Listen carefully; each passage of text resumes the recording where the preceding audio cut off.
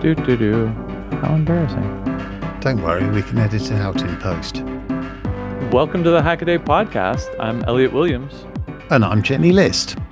This is episode 303, the cheap yellow display, self-driving for under $1,000, and don't remix that Benchy. This week in Hackaday news, 3D Benchy starts enforcing its no derivatives license. And if you are at all familiar with 3D printing, you've probably seen the Benchy model. It's a boat-shaped thing. It's got a bunch of overhangs and some difficult-to-print sections.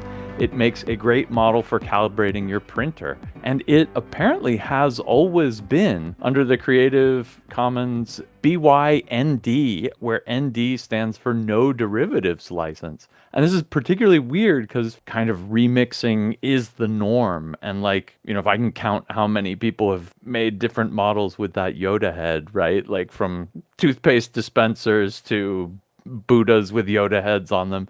I mean, the whole remixing was the whole point of people making goofy models with their 3D printers. So, of course, people took Benchy and made, C-Rec Benchies and low poly Benchies and, just had all sorts of fun with it. I know we've covered people making them big enough that they could actually sit in them and putter around on lakes and things. Yeah, that was very cool. So apparently 3dbenchy.com got purchased by the NTI group, and they've decided to start enforcing this after, 7-10 years? I don't know how long of people having fun with the Benchy model. So we'll see what happens. It's definitely the wrong move to make in terms of speaking with the culture of people out there. It's really, to quote Titus 431, who is apparently a lawyer, this very much smacks of post-acquisition territory marking, probably done by some poor in-house paralegal or junior attorney. I think this is a horrible mistake, and they'll probably end up backing off in the end. But just so as you know, it's always been under no derivatives, even though everybody's been making derivatives of it. It's something that obviously we as Hackaday writers are very aware of, is licensing. If we put an image on Hackaday, we have to be pretty careful to make sure we have the rights to use it. Which is why you'll often see at the bottom of Hackaday pieces a little sort of note saying header image from, Commons, Wikimedia Commons or something like that. It's something I've noticed elsewhere in the open source community, that people think just open source is open source and are often not aware of the implications of individual licenses. And it's something I'd advise anybody to be aware. When you pick a license or when you pick a piece of software, look at the license and see what it allows you and what it doesn't. Now, we've seen this before with companies who use a GPL component in a commercial piece of software and then find that the whole thing is under the terms of the GPL. The most famous one of that probably in our community is the WRT54G, which of course gave rise to the Open WRT Linux distro. But it goes further than that. I've seen people in open source projects, open source hardware projects, starting to get upset when somebody makes a copy of it and sells it, because somehow they think that open source stuff, you can't sell the piece of hardware made from it. And they haven't looked at the terms of the license that they picked. I think in this particular case, the company throwing around the legal letters is making a mistake in being overly heavy-handed in the way they do it. And as you say, I think it'll probably backfire on them. But at the same time, this is why we have all these different open source licenses, and that's good to have diversity in open source. There are some people who don't want things to be modified. I would expect very quickly for there to be a very Benchy-like thing appear that isn't a Benchy, it is under a more permissive license. I suspect, I'm obviously not a copyright lawyer, but as a journalist you have to have a good awareness of this. I suspect that the same thing will cover it as covers fashion designers. So for instance, a starlet wears a couture frock on the red carpet, and 2 days later there are specialist seamstresses who will make you a copy of that frock if you want to wear it to some fancy party or something. And they don't get sued because, of course, the thing they make isn't exactly the same as the real Dior or whatever. It's slightly different, although its dimensions are slightly different. It just looks the same. And I strongly suspect that people will make Benchies that are visibly a Benchy but aren't a Benchy because they have slightly different dimensions. So I think sort of cosmic balance will be restored to the 3D printing universe in that way, so we shouldn't worry about it. But seriously, folks, if you're picking an open source license, really have a look at what its terms say, because I've seen people get caught out by that. I like what you said about the different licensings being there for a reason and, allowing the creators to pick exactly how they want it. Yeah, And I do think that's awesome. It's also, unfortunately, creates confusion. Famously, the non-commercial clause in the Creative Commons license, nobody knows what that means. Does it mean you can't take my artwork and include it in a calendar that you're selling? For instance, say I take a photograph and you use it for the January picture in your calendar.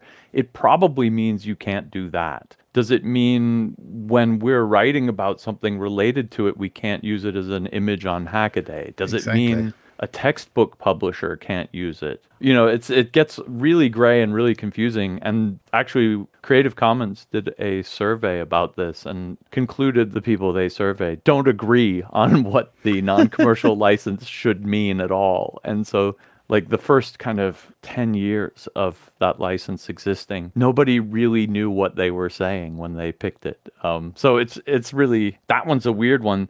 This one's clear. It's you can't make derivatives of it. But then, like in this particular case, it's funny you mentioned design patents, which is what you have to get if you have something like a new fashion, right? You can apply for a patent on the design. These are copyrights, so I have no idea what copyright law says about STL files. Like it must be that you can't use that exact same STL file, but then Yes, how you can stop someone from making derivatives of it, I don't know. I don't think you can. Like you said, you can render the model, then you have a design, and then you could recreate it, and you'd have something virtually identical, but would not be derived from their original STL. And how the law is going to work on that one, whew, I don't want to see it. Probably all moot anyway. This is probably overstretched. They're probably going to get enough community blowback that they'll back off, I and hope so. it's all going to blow away. But I am not a lawyer, but I've read a whole bunch about copyright law. Take on this is that it's completely unenforceable anyway. Yes, it's interesting, the non-commercial thing. From Hackaday's perspective, you probably won't that often see us use an NC thing in a Hackaday page because, as I said, we take this seriously. However, there's one thing that is dear to our community, which you have occasionally seen on Hackaday, which does use an NC clause, and that's XKCD. I don't think Randall Monroe is about to come and sue us for putting an XKCD cartoon with attribution in a Hackaday piece. But are we crossing the line there? This is the point where I ask my editor. He's one of the people I think who are in that category who don't want other people to be making like an XKCD book, like a That makes sense. collection of his comics and trying to sell them. Yeah. And so that sense of the non-commercial license, but then can you make reference to one of his comics in a web page that hosts advertising? It's a grey area because, of course, you have the in-review safe harbour. If we were talking about Yeah, but only if we're XKCD, talking about XKCD. but Yeah, if we're yeah. using it to illustrate some other point, Yep. it's a minefield, I tell you. Yep. If he's out there listening, come talk to me. If you have any qualms, we'll make good. Well, next up, brief reminder, Hackaday Europe is taking place March 15th and 16th with the Yay. pre-party on the 14th. But the call for proposals ends next week, so get your talks in right now. We'll throw the links to the form in the show notes. Head on over. We'll do a little bit more promo. Tickets will probably go on sale shortly thereafter, so stay tuned next week. Keep your eyes on Hackaday if you're interested in getting tickets to Hackaday Europe. Otherwise, get your proposals in. Of course, if you give a talk, you get in free. Certainly looking forward to that event and to meeting our readers and people whose acts we featured, which is always good. This is a journey into sound. What's that sound? What's that sound? The What's That Sound deal is that we play a sound, you guess what it is. This week is a brand new sound, so have a listen to it. Jenny, you can give a listen and inspire our listeners. Okay.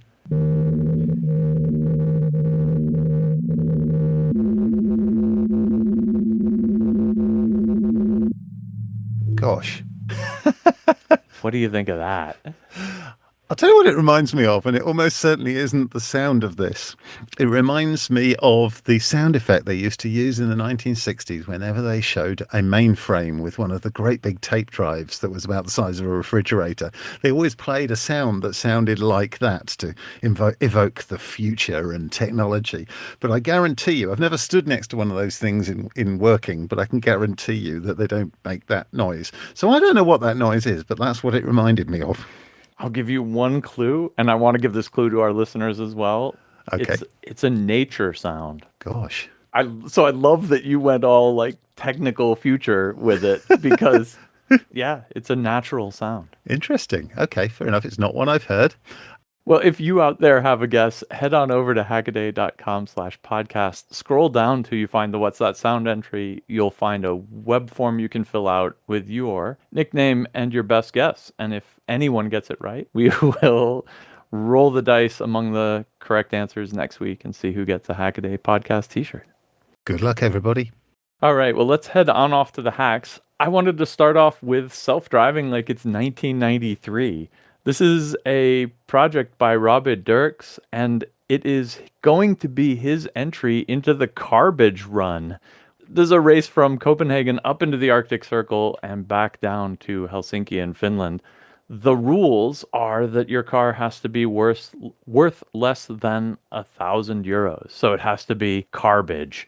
And this is a lot like it's the 24 hours of lemons. Get it, Le Mans, lemons. This is the same thing. Anyway, the point is that Robbie's hack here is to take a $1,000 car and convert it into a self-driving $1,000 car. And that sounds like a crazy idea. However, he works for and is a mechanical designer for Comma AI, and they have the Open Pilot software. So this is already kind of an adaptive lane control, speed control software that runs on basically cell phone-like equipment and works with much more modern cars out of the box. This story is about how he's making it work with a crappy old 1993 Volvo. And the things that matter, of course, the kind of first order things to get right are steering, brakes, and acceleration. And what's fun is that for steering and brakes, there are actually kind of off-the-shelf solutions for more modern cars.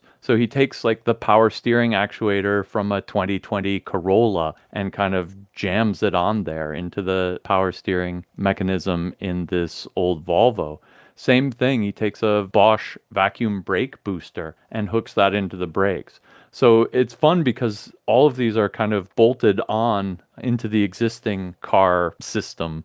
He can still take over and drive it himself if he needs to. The gas pedal, he actually uses a fairly fancy but RC servo motor to control his new accelerator line. And what's neat about that, of course, is that he can override it by just putting his foot down on the gas pedal. Both of the cables are pull operated, right? And so whichever one pulls harder wins. And so he can smash the accelerator even if the car isn't and kind of take over. It's certainly a good choice of a car for something like this. The Volvo is probably one of the better screwed together very old cars you can find in Europe.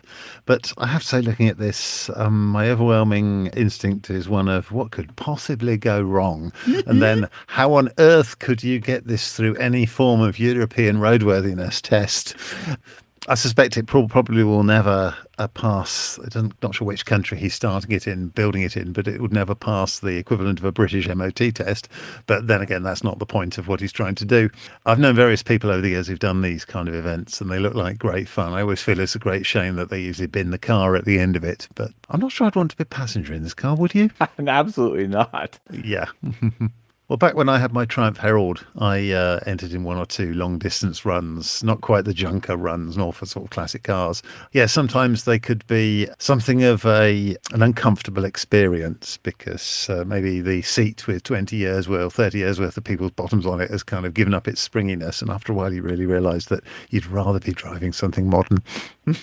What I really like about this one is that the whole point of this is to make this a much more pleasant experience for the driver. And so he's kind of implementing the minimal set of modern self-driving, accoutrements. It has a vision system, does lane keeping, does automatic braking so it doesn't run into the car ahead of you. keeps speed, but that's really it. In that sense, it's a standard level 2 system, which I think is neat because that stuff isn't actually very hard. The hard part is probably retrofitting it to an old 1993 car. Again, Robbie has more experience with this than I do, but he makes it look halfway plausible to retrofit an old car. Next up is something quite dear to my heart. The wonderfully named RF Burns has a YouTube channel, and on it they have taken a look at a Chinese oven-controlled crystal oscillator module.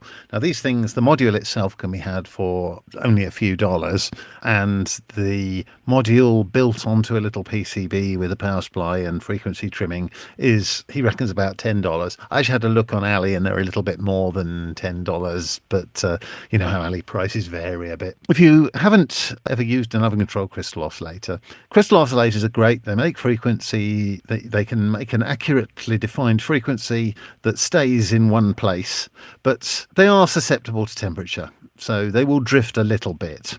It doesn't matter if you're just using it as a clock for a microcomputer, but if you want a really on-frequency standard, you try to reduce that. And what it does is it sticks it in a box with a little heater and usually a little bit of insulation and a thermostat, and it keeps the crystal at the exactly same temperature such that it stays on frequency. And this is a very cheap way to do that. And he shows that you can make quite a good little frequency standard with it. There's a slight mod to the, there's a little tuning voltage, you can drag it by a few hertz. There's a slight mod of that to give it a better range, but calibrating it against a GPS source and ending up with a pretty good frequency standard for an amateur Radio Shack. I would consider one of these myself, to be honest. And this brings me on to, this is a subject I've written about in the past because I am a reformed frequency standard nut. When I was much younger, I probably was a little too obsessed with metrology and wanted to have my instruments absolutely perfect, probably because I had a desperately bad array of scabby old instruments that I could afford as a student with no money. I went down the rabbit hole by building an off-air frequency standard that pulled in. We Europeans have a very low frequency broadcast band called long wave, and there's BBC Radio 4 was at the time, it was first on 200 kilohertz, then it went down to 198 kilohertz, and I made a receiver which was a very high impedance FET amplifier with a high Q tuned circuit going into a limiter and then into a Schmitt trigger. So I had a 198 kilohertz, exactly 198 kilohertz square wave, and I was very, very, very proud of that. And of course, nowadays people going down the same rabbit hole will find old rubidium standards. I believe there are a whole load of them that were used in cell towers that ended up on the second-hand market over the last few years.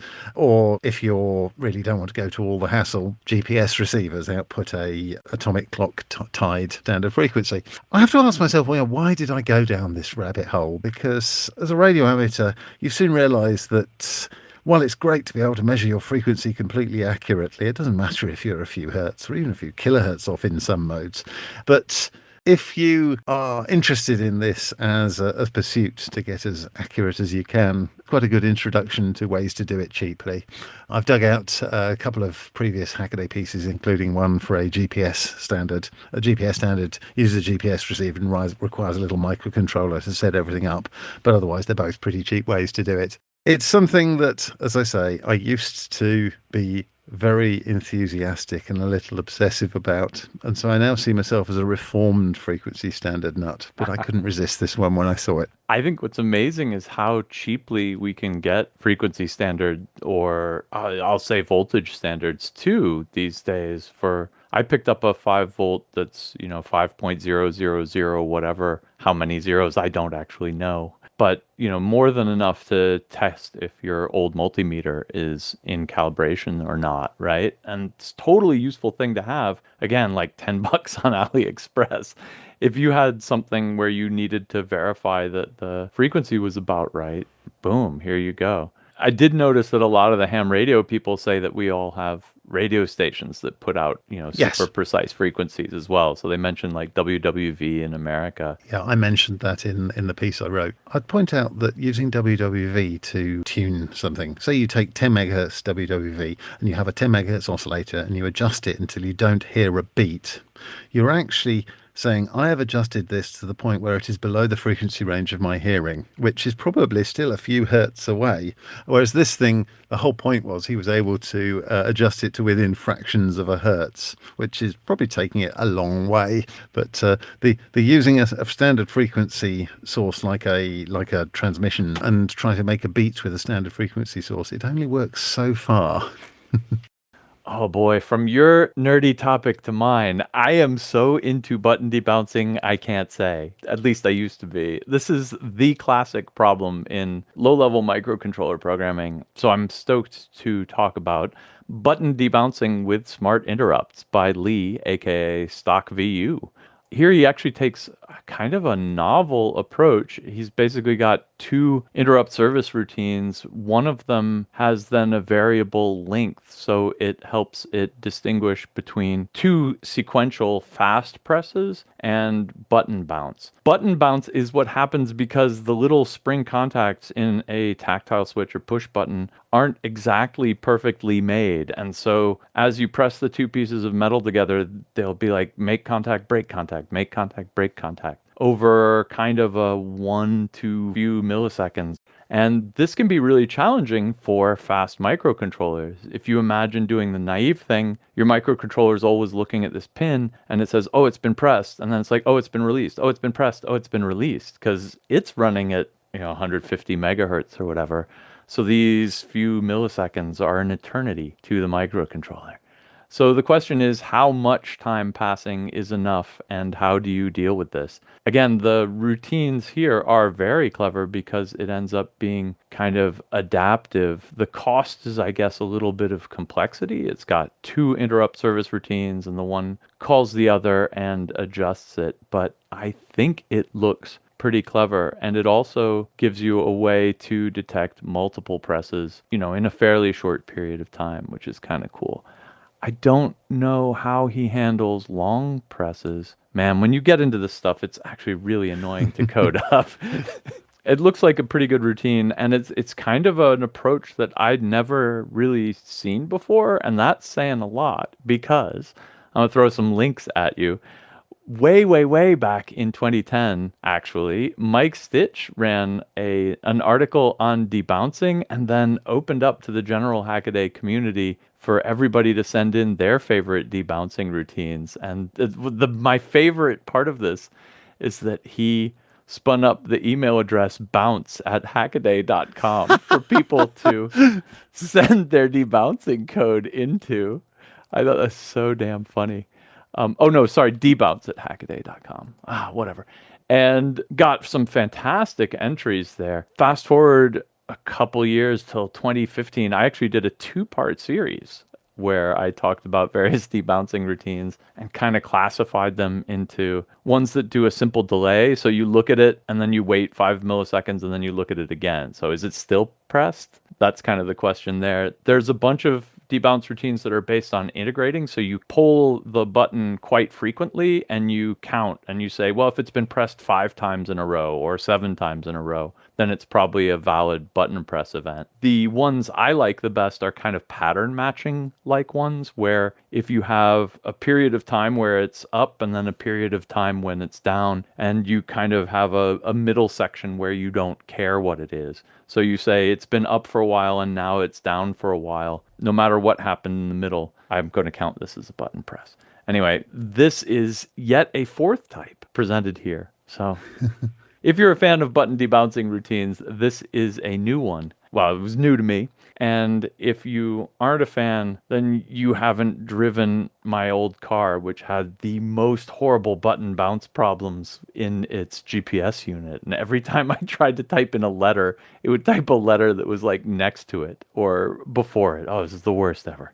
Yeah, it's certainly one of those things that if you learned about it 30 years ago, you think, well, that's a done deal. And it's not, of course, because there are always clever new ways to do it coming out. So it's always interesting to read these things. There's a module which we've been looking at for a while here at Hackaday.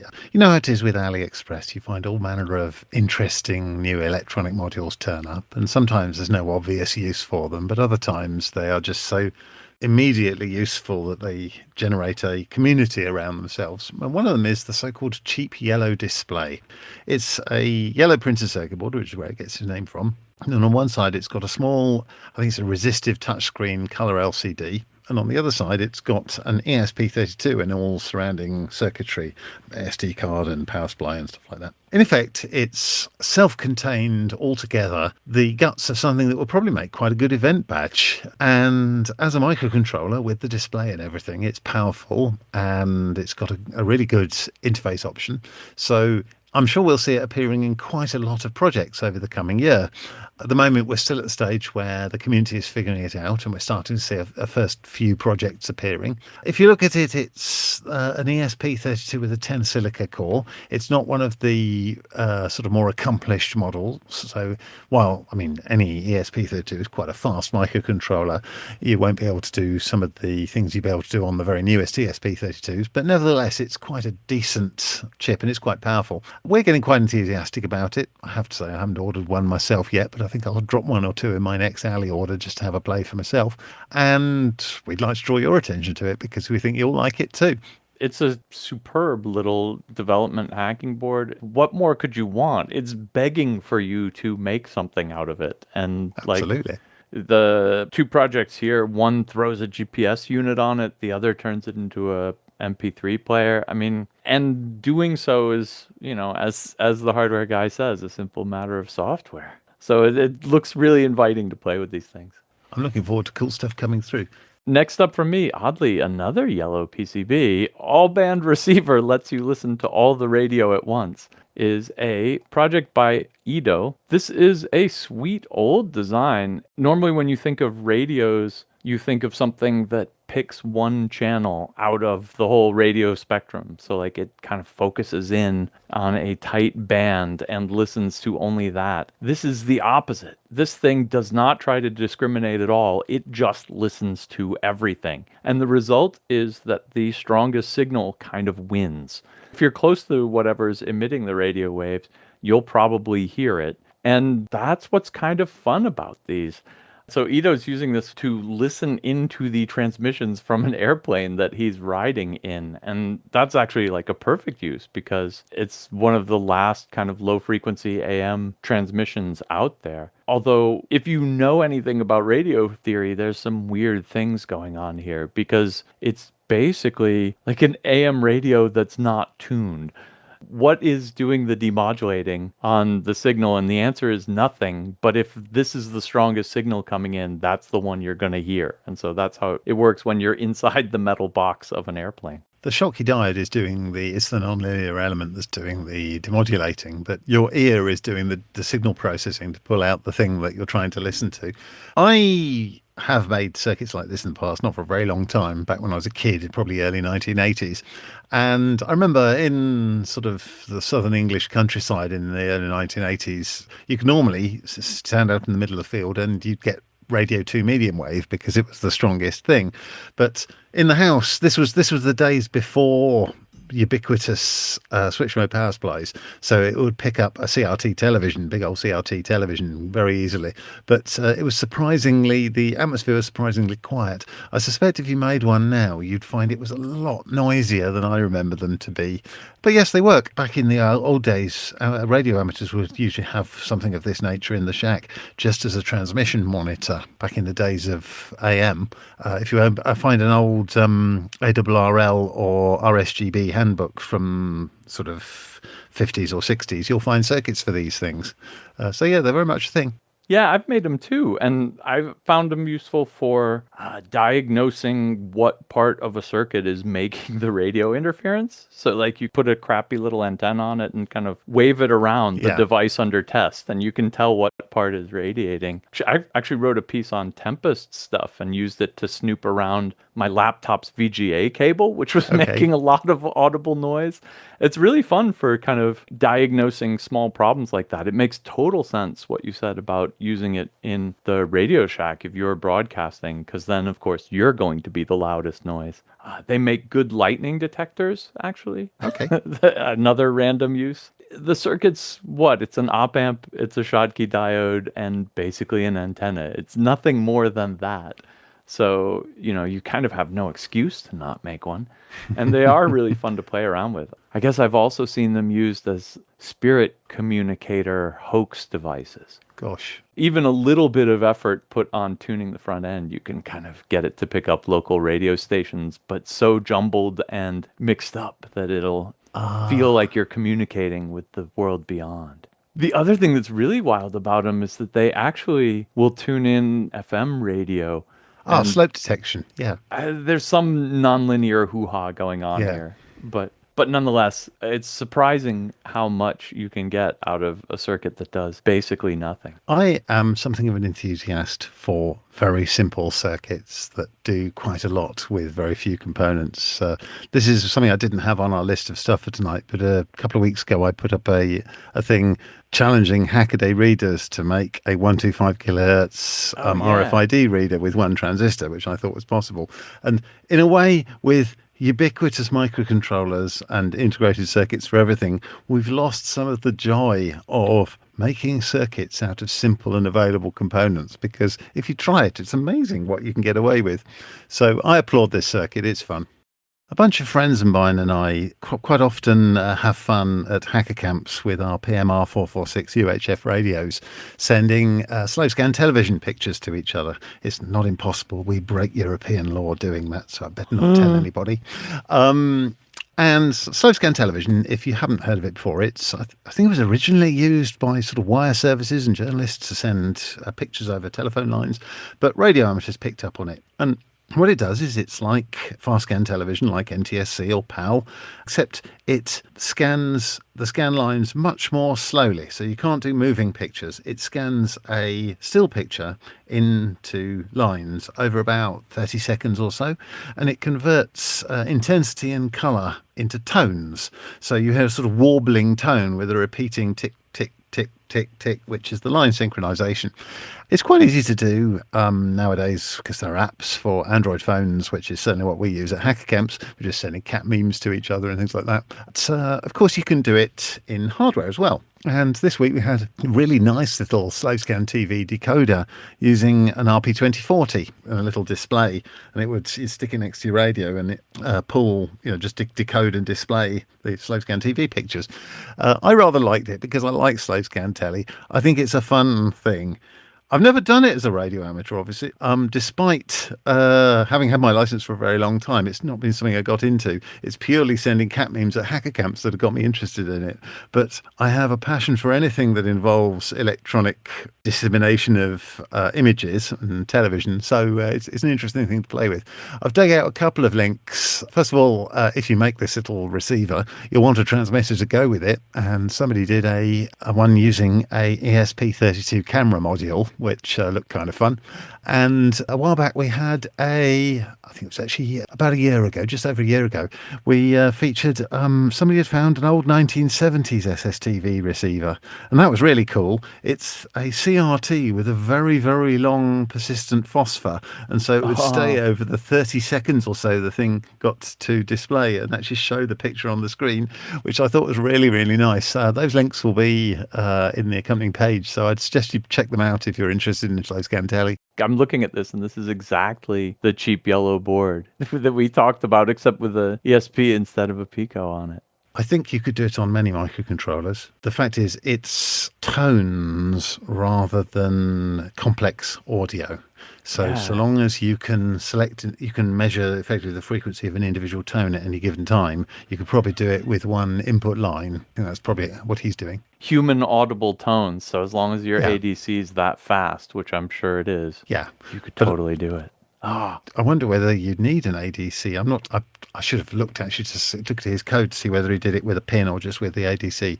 But you might just even be able to do it with a pin because it's purely frequency based. It's not amplitude based. I once made a little SSTV transmitter with a Raspberry Pi, and it just toggled the Raspberry Pi's onboard clock generator as a transmitter. And literally all you had to do was just change the frequency at the appropriate times, and it would transmit SSTV. It's rather an elegant system, I find. I suppose it was only a matter of time. Nicholas Carlini has brought us regular expression chess. Those of you who've used regular expressions know the truth behind Jamie Zawinski's maxim. I had a problem. I decided to fix it using a regular expression. Now I have two problems.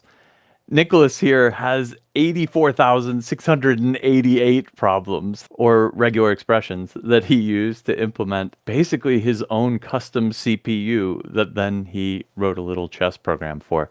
This is some pretty crazy hacking. This is definitely the wrong way to do it. Next up, try a PWM pot is a neat hack by Stephen Woodward. Digitally controlled potentiometers are pretty cool. Here he's doing it with PWM, and the way he's doing it in particular is to take a fast multiplexer switch, hook up the high voltage to one channel, the low voltage to another, and just alternate between the two. What's cool about this is that if your microcontroller is stuck in kind of the 0 to 3 volts range, you could put a much wider voltage range across the multiplexer and end up with, minus 5 volts to positive 5 volts or whatever you need. It's a sweet hack to have in your back pocket. And last up, gaze upon this omnidirectional treadmill's clever Lego construction by Banana Gear Studios. This is an omnidirectional treadmill constructed by basically having a bunch of spinning discs that are all angled, and at what angle the spinning discs are determines in which direction you're getting pushed. And it's a very clever Lego mechanism. This points back to a Disney Omni treadmill design that they're thinking of, I guess, for VR applications. Anyway, it's a really, really sweet idea. And seeing it in Lego actually kind of helps firm up in my mind how you would build something like this yourself. So my quick hacks this week, by coincidence, all come from people called Ben, because everybody in the UK is called Ben unless they're called Rory. The first one up is from Benjamin Blundell. It's something I always applaud. He's reused a conference badge. In this case, it's quite an old one. It's the EMF 2014 badge, which was a clone of an Arduino Due with a grey LCD display on top. And he's used it to make effectively a weighing machine for his beehives. He's an apiarist, and you can tell the health of a beehive by weighing it in the winter, and thus whether you need to give it a bit more sugar to keep it well fed. I rather liked the Weighing Bees title that he gave it, because I was sort of imagining taking an individual bee and trying to get it to stay on a weighing machine. But I applaud anybody who reuses a conference badge, and I'd love to see more of those projects. Anyway, next up is Ben Cartwright-Cox, who for some reason wondered whether you could send TOSLINK over high-speed fibre optic cable. TOSLINK is the digital audio. It's basically I²S over a very rudimentary fibre optic. It's basically a big sort of plastic tube you plug in the back of your CD player and the other end in your DAC, and it's got an LED to send the light. It's only a sort of under a metre distance. And he took the TOSLINK protocol and he applied it to proper fibre optic kit. The terminations for fibre optic links are a standard format, they're a little plug-in module, and they basically just contain the electronics for driving the laser and the receiver, and they're quite easy to interface to. So what he did was he took the TOSLINK signal and he applied it to an LVDS amplifier, because it's differential signal for the module. And first of all, he did it with a return loop of fibre just to see if it would work, and it worked fine on his bench. And then he gets adventurous, and he starts going around his friends who work in data centres. I get the impression he probably works in the industry that sees him in data centres a lot, so he knows a lot of people. And he's based in London. He first sends it on a short distance between two data centres in Docklands, and then on a long distance from somewhere within London to, I believe it's Kingston-on-Thames outside London and back. So it's about 100 or more kilometres, and proves that you can send TOSLINK over outrageous distances over fibre links and through intermediate fibre infrastructure that was never intended to take it. I found this to be a very interesting hack because it gave a bit of an insight into the way modern fibre optic links work. Finally up is Ben Ashworth. This was drawn to my attention. It was a talk at EMF Camp 2024, and it was drawn to my attention because he had an improbable 150 slides in a 5-minute lightning talk. But what he did was he got curious about street names named after dates, sort of Avenue 24th of November or something like that. And so he wrote a load of code to scrape OpenStreetMap and find all these streets all over Europe. And he found their distribution. Some countries, Germany doesn't seem to be very big on it. The UK isn't very big on it, but there are plenty in other countries. And he then wrote a routing code to give him an efficient route round all of the ones he could find so that he could get every date, a picture of every date. And he made a calendar which you can download, which is basically a street name calendar. It's an entertaining watch. It's not a hardware hack by any means, but as a lightning talk, it was very compelling and it's an interesting subject. And I think you'll enjoy it just as I did.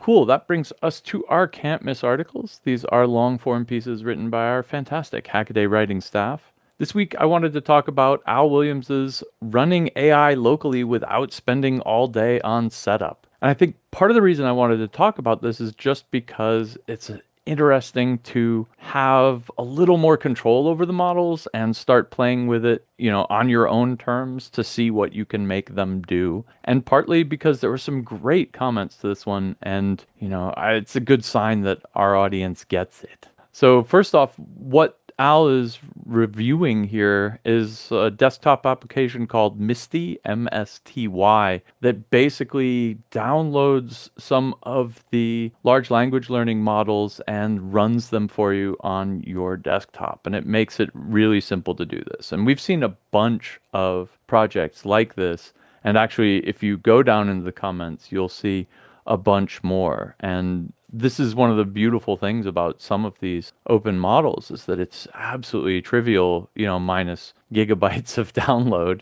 and a very expensive GPU that you'd need to run these things in real time. But they are kind of accessible for you to play around with on your own. And what's really fun about Misty is that it lets you also implement retrieval augmented generation for some of the different models. And that's basically where you feed it a large amount of data that you want it to summarize, and that kind of gets thrown into the prompt space. And then when you ask questions about that, it has good information on that topic. So his example here was he threw in a Hackaday podcast transcript and then asked it questions about the podcast. And because the podcast was kind of in its most recent prompt memory, things out of the podcast got the most probabilistic weight in its creation of sentences. And so it actually said some pretty reasonable things about our crazy podcast, episode 291. So, pretty cool. He goes and compares a couple models. I guess that's the other thing that's really cool about being able to install these so easily on your computer is that you can then just, install 3 or 4 different models, kick the tires, see which one works better for you, which one works worse, et cetera, et cetera. Some of them have API keys. I guess Misty isn't open source, even though it's free to use. You can start to quibble with a lot of this sort of thing. And again, if you are turned off by that, as I kind of am, you should head on down to the comments where people know about some really nice open source language model implementation routines that kind of make all of this install stuff a lot easier. I've played around with it once. It was really fun. The other thing you'll find in the comments is a few people who kind of really get it. And one of my favorites is IMQQMI, who basically implements a role-playing game character stand-in with large language models. So he feeds them a bunch of character-appropriate dialogue and then requests it back later on. And that's super fun. I don't know, I'm going to go meta on the large language model scene right now, but also in the news right now, the BBC has told Apple to stop doing their AI summary of their articles because they're saying that people who are innocent are murdering each other, and Federer came out as homosexual, and all sorts of actually false things. And BBC is essentially claiming that Apple's AI is defaming them by saying that they said these crazy things. And it's also, and Reporters Without Frontiers is claiming that this is reducing people's ability to believe in the press. And of course, Apple doesn't intend any of this. They're just like, well, just run these large language models and everything will be factual, which isn't the point here. And so that's why I really love what IMQQIMI is doing here, which is to use these models, flaws and all, for what they're good at, which is to generate random but very probable, funny stuff. Act like J.R.R. Tolkien explaining this to me is one of the really cool things, right? Like, we all love when they create pirate poetry, right? Like, they're really fun when the stakes are low, the mistakes are fine, and you're just trying to get something wacky out of it. And I think that's the sense in which Al's introduction here and all of these different softwares that make running these large language models on your own computer, I think that opens them up to this kind of tomfoolery and, having fun with it. And dare I say, hacking around, which is, I think, the most reasonable use of these large language models. Well, that and writing horribly sterile sounding PR emails. The problem with large language model-based API that we have at the moment is that it is subject to the massive hype. I'm not sure where we are on the Gartner hype cycle, but I suspect we're probably at the point where it's just about to tumble down to the bottom. And I think you're right. the hype has rather, as always, has clouded the issue and taken away from what it might be good at. And the ability to run your own model in these kind of situations will probably bring far more useful and interesting things for Hackaday readers than ever any OpenAI thing or other sort of AI-enabled silliness online providing just more machine-generated slop ever will. So if you want to kick the tires on these, A, Misty sounds like a good approach, but B, there's a bunch of other like simple ways to set up your own goofy chatbots at home. Give it a look. Go play around. So my pick this week comes from my colleague Maya Posh, and it's, on the face of it, a very simple subject. She's given us a full rundown of stepper motors. Now, stepper motors are just a component you use and you throw a library at it and it just does its thing. But they're actually quite complex devices and there are a lot of different types of stepper motor. And I think most of us, to be honest, me included, have not really fully appreciated all the nuances of using a stepper motor. And she steps through, oh dear, I've said that off the cuff. I didn't plan that. She steps through all the features of a stepper motor and the different types and what the different phrases you'll hear to do with stepper motors mean. I mean, I probably last got fully to grips with stepper motors back in the 8-bit era, working with a BBC buggy plugged into a BBC micro, because ever since then, every time I've used a stepper motor, I haven't had to program it by hand. I've just had to told a library to do the thing. She takes you through the different types of stepper motor, the union bipolar stepper motors, which I hadn't realised fully the difference. I realised that I'd used unipolar stepper motors myself in the past, and also the different ways to drive a stepper motor.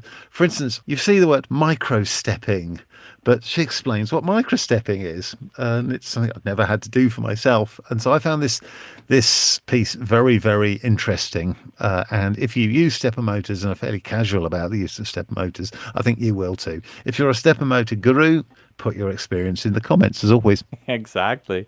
The motor she's talking about here and using as kind of an example is actually a geared stepper motor. And Okay. So if I were putting my experience in the comments, I would be one of those actually guys. I would be like, actually. No, but it's also like the most cheap and cheerful and useful little stepper motor on the block. And so I'm totally down with it. I got a closet full of those things. That's good fun.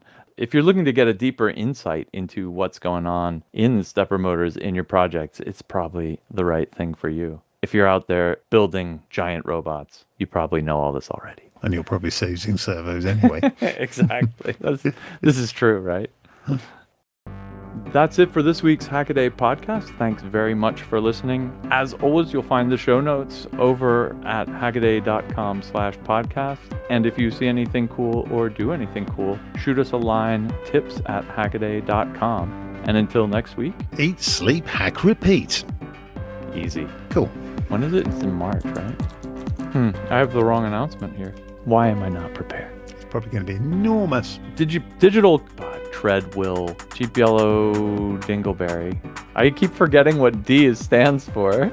My mission, should I choose to accept it, to slip cheap yellow dingleberry into a Hackaday piece somewhere. All right, here we go. Okay, yeah, boom, stop, boom.